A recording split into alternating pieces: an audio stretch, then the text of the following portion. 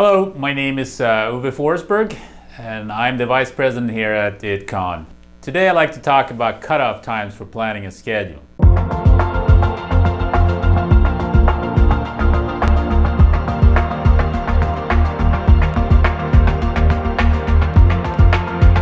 Maybe you have noticed that many work orders are not prepared as expected.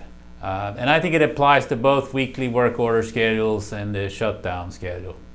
It's common to see that operations and maintenance run around the plant right before the scheduled shutdown to add work. So what happened, or what's the impact when you have a late request for work? Well, it reduces the quality of the work schedule. It results in wasted time and effort on the job. I think it's increasing downtime. It could waste planning and scheduling effort. It could reduce the work quality and increase uncertainty in general. And it can make planning very reactive. So one of the ways to manage that is to have a cutoff time for work orders, meaning that work will not be added after a time or a date for this particular schedule.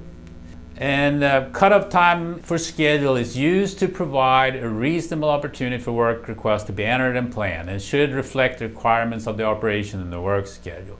So I think this requires a policy and an agreement with the operating functions and maybe other functions with planning and scheduling. Example of best practice cutoff times for an annual outage and turnaround, I would say 8 weeks. A routine monthly one-day area shutdown, 2 weeks. The weekly work order schedule should be Thursday the week before. And for the daily update of the schedule should be 2 p.m. the day before. So for more information, go to idcon.com and please sign up for our work management planning and scheduling and online training August 4 to 6.